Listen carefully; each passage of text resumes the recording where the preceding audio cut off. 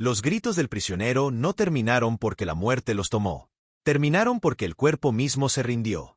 Después de horas de gritos, la garganta se destrozó, las cuerdas vocales se trituraron hasta que solo salió un hueso roto. El silencio no era misericordia. Era otro tipo de horror.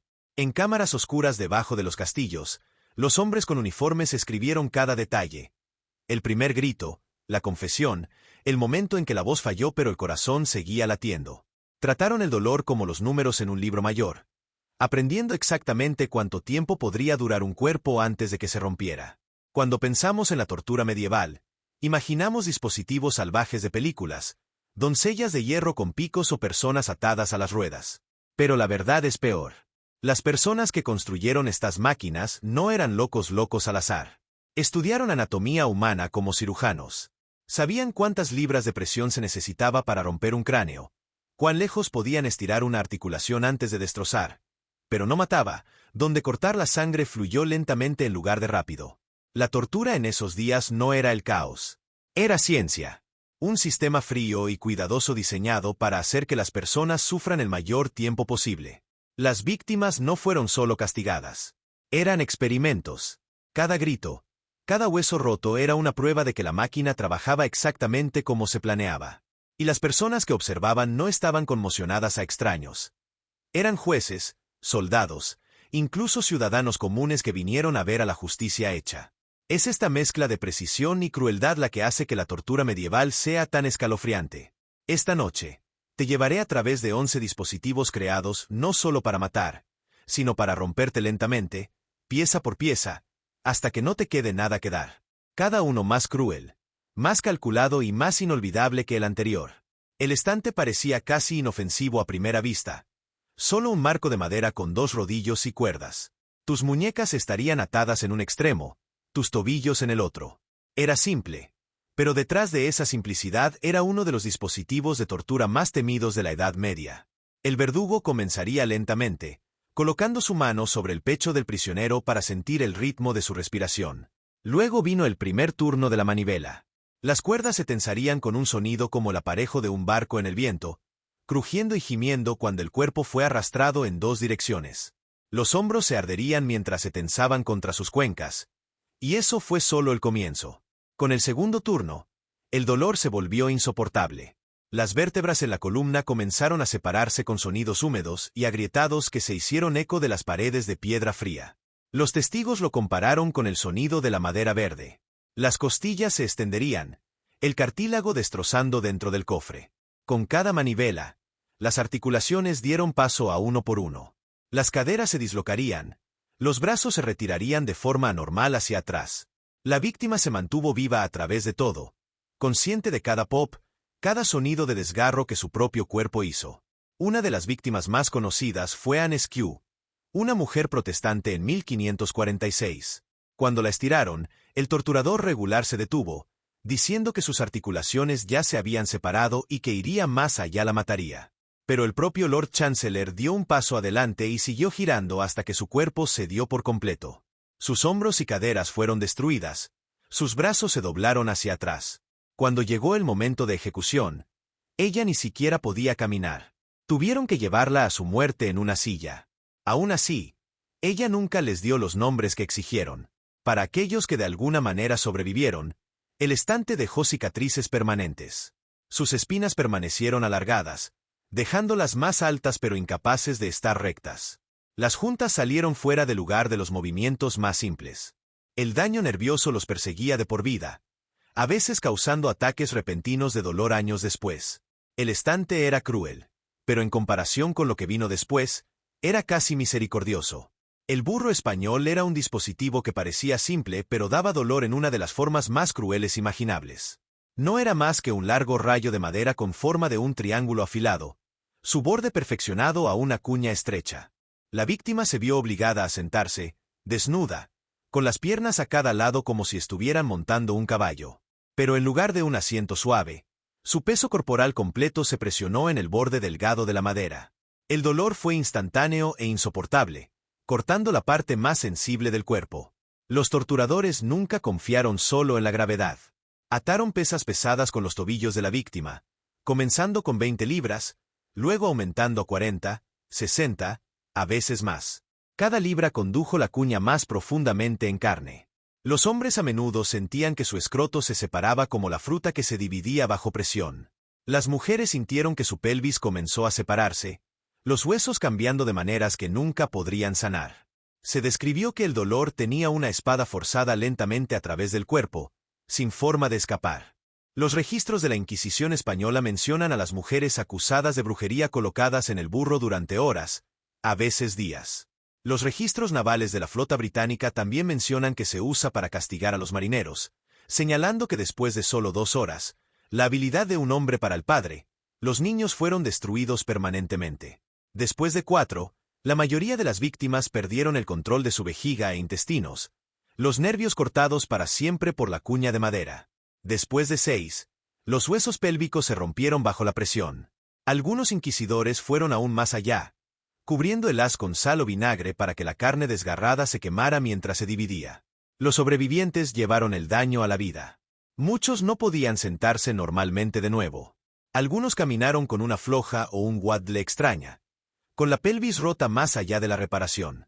La humillación fue tan profunda como el dolor. Incluso años después, las víctimas informaron pesadillas de ser desgarrados en 2, despertados de miedo. Fue crueldad disfrazada de simplicidad. Y si este dispositivo dividió cuerpos aparte de abajo, el siguiente los aplastó desde arriba. La trituradora de la cabeza era un dispositivo que parecía pequeño en comparación con los demás, pero su crueldad era inigualable. Funcionó con un diseño simple: una tapa de metal colocada sobre el cráneo, una barra sólida debajo de la barbilla y un tornillo en la parte superior. Una vez que se aseguró la víctima, el torturador comenzaría a torcer el tornillo. Al principio, la presión se sintió como el peor dolor de cabeza del mundo, un dolor profundo que se extendió por el cráneo. Otro giro, y la mandíbula comenzó a moler contra sí misma. Los dientes se rompieron de la fuerza, explotando de la boca como fragmentos de vidrio. Hueso astillado dentro de las mejillas, fragmentos afilados que cortan la carne. El cráneo en sí podría soportar alrededor de 500 libras de presión, pero este dispositivo podría entregar más que triple.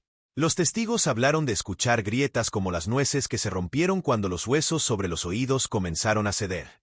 Con cada turno, la presión no tenía ningún lugar para escapar. Los ojos se hincharon, esforzándose contra sus cuencas, hasta que estallaron, colgando por sus nervios ópticos. Algunas versiones incluso tenían tazones pequeños para atraparlos mientras salían libres.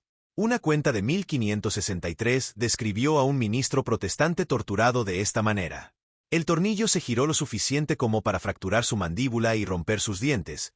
Luego se fue cerrado en su lugar durante horas. Los torturadores tocaron la gorra con un martillo para enviar oleadas de dolor a través de su cráneo que se rompió. Cuando fue liberado, su rostro estaba tan deformado que su esposa no podía reconocerlo. Él confesó todo lo que exigían, aunque la confesión no significaba nada. Los que sobrevivieron a la trituradora principal vivieron con caras arruinadas para siempre. La ceguera de los nervios ópticos triturados, las mandíbulas que nunca se curaron adecuadamente, convulsiones constantes del daño cerebral. El dispositivo no solo rompió los huesos, sino que rompió la identidad. Pero si esto violaba el cráneo, el siguiente perforó aún más en el cuerpo en sí. El Judas Cradle fue construido para convertir el peso de la víctima en un arma. Parecía una pirámide de metal de unos 3 pies de altura. Su punto se aferró a una punta estrecha sin más que un dedo. La víctima sería desnuda, sus piernas atadas y separadas, y luego izaron sobre la pirámide. Lentamente, con cuidado deliberado, se bajaron hasta que la punta afilada se presionó contra el ano o la vagina. El descenso nunca sucedió a la vez. Pulgada a pulgada, el cuerpo se hundió, el punto se desglosa más con cada respiración. El dolor fue inmediato, pero la verdadera crueldad surgió de lo lento que era el proceso. Los torturadores podrían detener la bajada en cualquier momento, manteniendo a la víctima suspendida en una agonía insoportable mientras los músculos de las piernas sacudían y fallaron.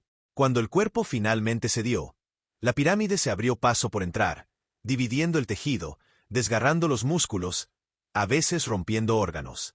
Algunas versiones se colocaron sobre fogatas, calentando la pirámide hasta que brillaba. Las víctimas podían ver el acurrucado hierro rojo debajo de ellos y sabían lo que venía. Cuando se bajó, el metal ardiente cortó y se dio cuenta de inmediato. evitando la pérdida de sangre que podría haber terminado el sufrimiento antes. Una cuenta de la Inquisición habla de una mujer acusada de brujería que fue colocada en la cuna de Judas durante 12 horas. Cada vez que perdió la conciencia, fue revivida, luego bajó más.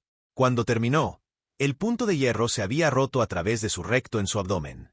Sobrevivió durante 3 días más antes de morir de infección. Las consecuencias fueron permanentes. Los sobrevivientes a menudo quedaban incontinentes, incapaces de controlar la vejiga o los intestinos.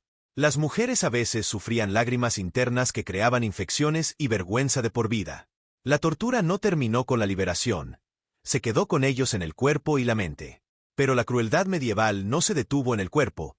A veces se dirigía específicamente a la identidad de las mujeres.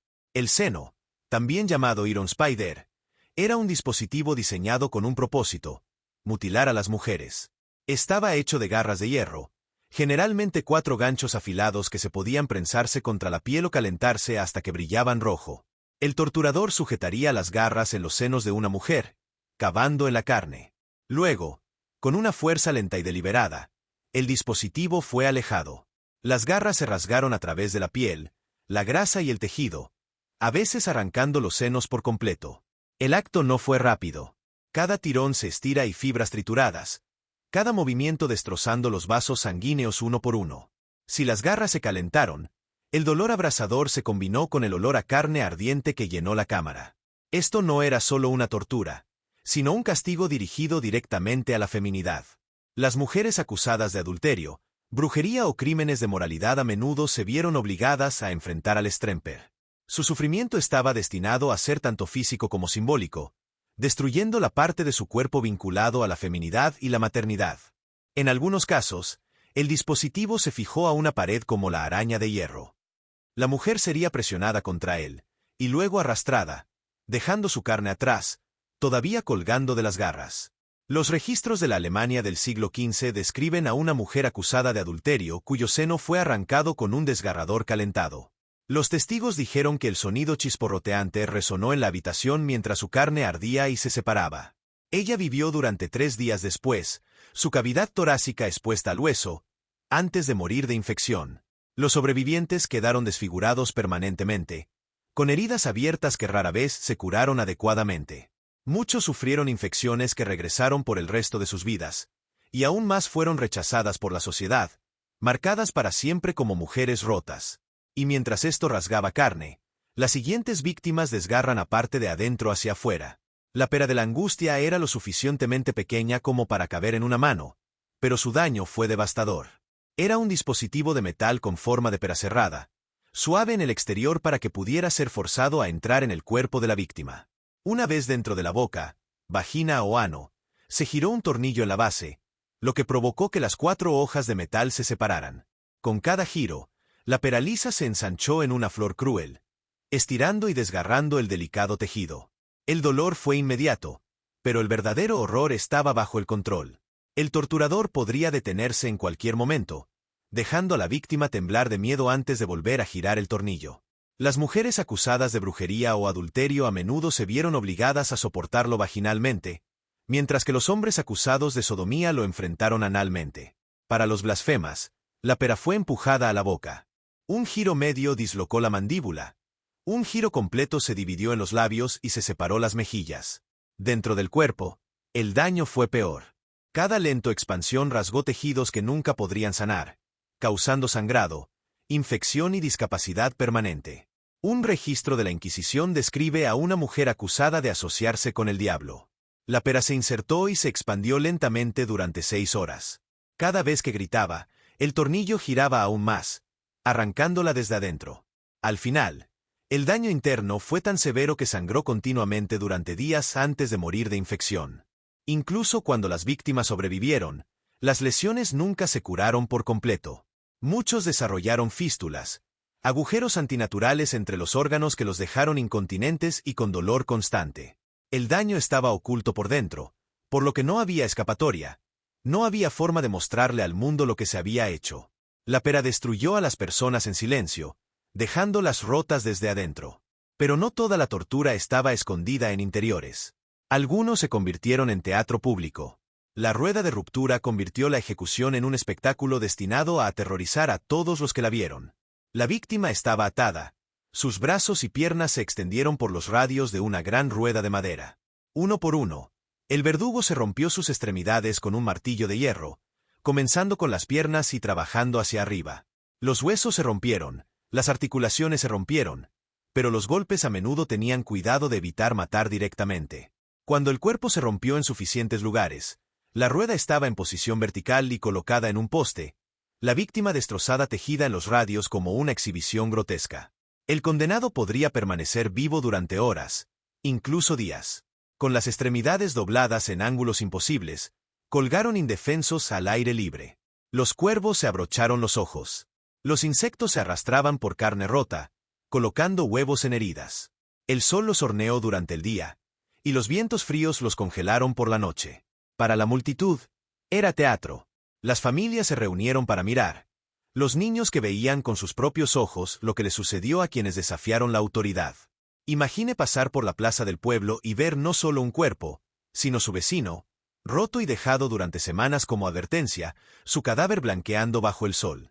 Una de las víctimas más infames fue Peter Stamp, conocido como el hombre lobo de Bedburg.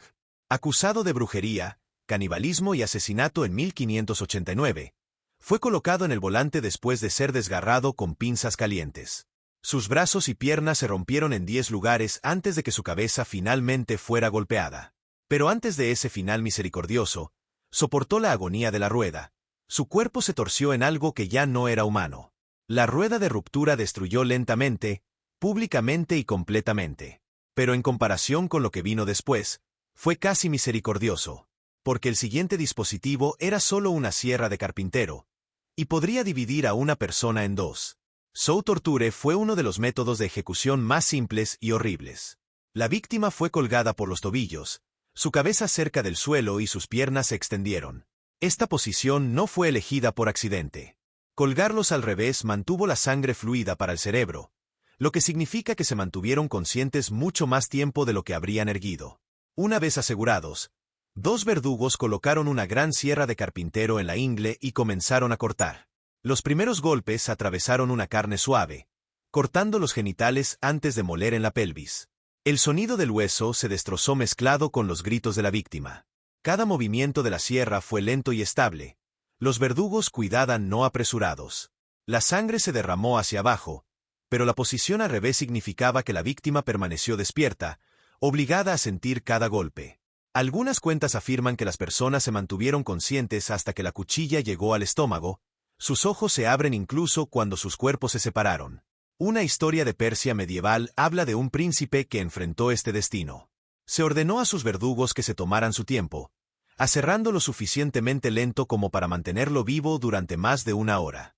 Los testigos dijeron que gritó durante los primeros 20 minutos, luego solo gorgoteó cuando la sangre llenó su garganta. Sin embargo, sus ojos todavía se movían, observando con terror hasta que la sierra alcanzó su pecho. Cuando se terminó, las 2 mitades del cuerpo a veces se mostraban como una advertencia. Fueron colgados en las puertas de la ciudad, se fueron para que todos lo vieran. La víctima se redujo en pedazos para atreverse a oponerse a la autoridad. La simplicidad de la sierra lo hizo aún más escalofriante. Una herramienta cotidiana se convirtió en un instrumento de crueldad impensable. Pero quizás el dispositivo más infame de todos fue el Iron Maiden. El Iron Maiden parecía algo de una pesadilla. Tenía forma como un ataúd de pie. Un sarcófago alto hecho de hierro con una puerta que se abrió. En el interior, las paredes estaban forradas con picos agudos. No fueron colocados para matar al instante, pero cuidadosamente posicionados para perforar el cuerpo en docenas de puntos no letales.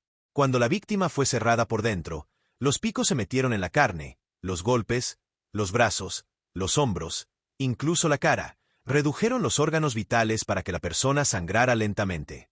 La víctima quedó atrapada en completa oscuridad, perforada e incapaz de moverse. Su propio peso los presionó más profundamente las espigas con cada contracción. Se decía que algunas versiones eran incluso crueles. Se describió que la famosa doncella de Nuremberg tenía picos dirigidas a los ojos, la garganta y la ingle, obligando a la víctima a morir en la agonía cegadora y asfixiada. También hay cuentas de que el dispositivo fue construido con pequeños tubos para llevar los gritos de la víctima afuera, retorciendo el sonido hasta que resonó como gritos distorsionados que perseguían a cualquiera que pasara. Ya sea mito o verdad, la leyenda de la doncella de hierro extendió el terror en toda Europa. Para aquellos encerrados en el interior, el miedo era más que físico. La claustrofobia empeoró cada segundo. Imagine ser presionado en las paredes de hierro, incapaz de moverse, la sangre goteando por su cuerpo, el aire se calienta cada vez más. No pudiste ver nada. No pudiste escapar. Algunos duraron horas, otros días, hasta que la pérdida de sangre, el soco, la infección finalmente lo terminaron.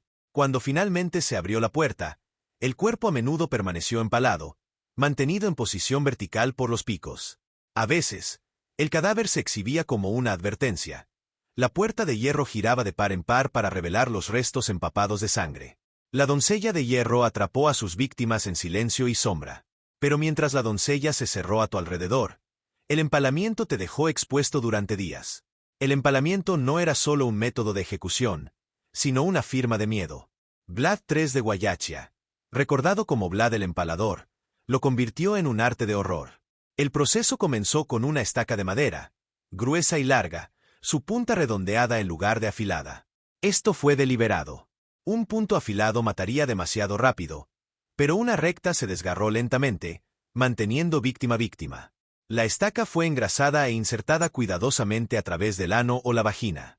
Los verdugos sabían exactamente cómo inclinarlo para evitar el corazón y otros órganos vitales. Luego, la estaca se levantó en posición vertical y plantada en el suelo, dejando a la víctima colgando en el aire. La gravedad hizo el resto. Poco a poco, el cuerpo se deslizó hacia abajo, la estaca empujando a través del músculo, los intestinos, a veces incluso hacia arriba a través del cofre o fuera del hombro. La muerte podría tomar horas, incluso días. Las víctimas gritaron hasta que sus gargantas se desgarraron, e incluso entonces, gemieron y jadearon, incapaces de escapar. Las aves rodaron arriba y alimentadas con su carne viva. Algunos empalmamientos se ralentizaron aún más por un bloque clavado en la estaca, evitando que el cuerpo se deslice demasiado rápido. No fue solo ejecución, sino un terror prolongado. El momento más infame llegó en 1462, cuando Sultán Mehmed II avanzó sobre la capital de Vlad. Fuera de la ciudad, su ejército encontró un bosque de 20.000 en juego, cada uno con un cuerpo en varias etapas de descomposición.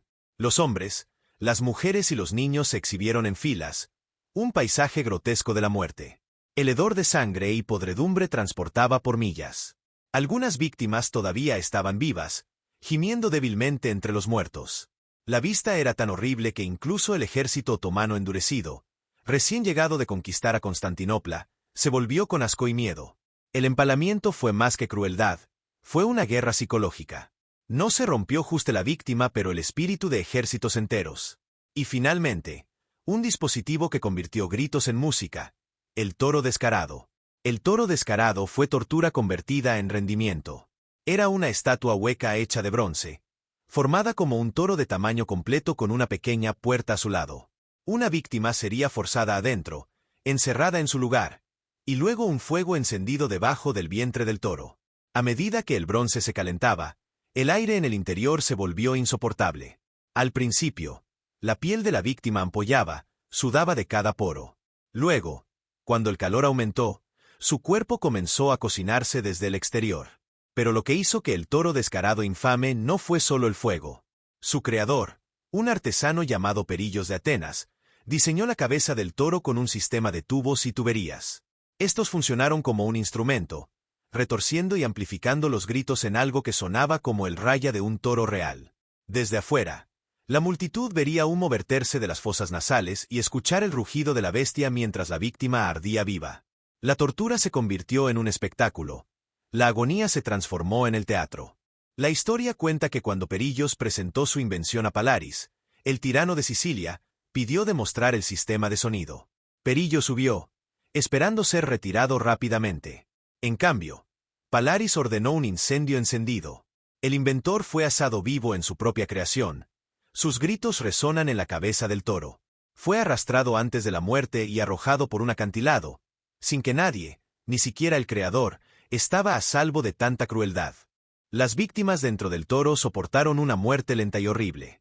La piel carbonizada, la grasa derretida, los órganos cocinados mientras aún estaban conscientes. El sonido de sus gritos se convirtió en entretenimiento para la multitud. Algunos incluso dijeron que el bronce del toro brillaba rojo mientras el cuerpo dentro ardía. Era el símbolo perfecto de cuán lejos llegaría la gente para convertir el sufrimiento en un espectáculo. Estos dispositivos no eran solo herramientas de dolor. Eran instrumentos de miedo, cuidadosamente diseñados para romper el cuerpo, el espíritu e incluso las naciones enteras. Y aunque los incendios se quemaron y los gritos se desvanecieron hace mucho tiempo, los ecos de esa crueldad permanecen. Los dispositivos de tortura de la Edad Media no fueron accidentes de crueldad o explosiones aleatorias de ira.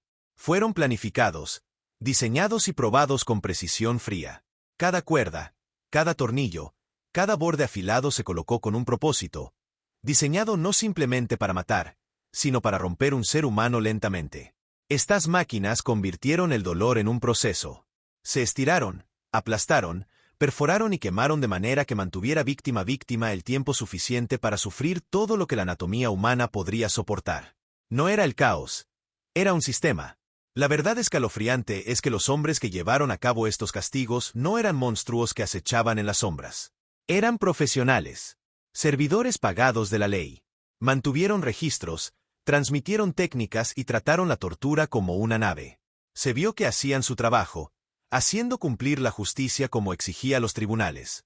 Su trabajo no estaba oculto. Fue sancionado, organizado y a menudo celebrado como parte del orden público. Y la sociedad lo aceptó. La gente común, los agricultores, los comerciantes, incluso los niños, se puso en multitudes para ver los cuerpos romperse en el volante o gritar desde el interior del toro descarado. Las familias fueron juntas como si asistieran a un festival. Estos eventos no fueron vistos como crueldad, sino como lecciones, advertencias para mantener el resto de la población obediente. Para muchos, era justicia en el trabajo. Eso es lo que hace que estas historias sean tan inquietantes. Nos recuerdan que los peores horrores no siempre provienen de la violencia salvaje e incontrolada, sino de la gente común que sigue reglas, construye sistemas y convierte la crueldad en rutina. Estos dispositivos eran símbolos de poder, formas de mantener el control a través del miedo y trabajaron exactamente como se pretendía. Los gritos de las víctimas se han desvanecido durante mucho tiempo, pero el silencio no significa paz. El recuerdo de estas máquinas y las personas que sufrieron en ellas persisten como un eco a través de la historia. Los gritos pueden haberse detenido, pero sus ecos permanecen, un recordatorio de lo que sucede cuando la crueldad se sistematiza.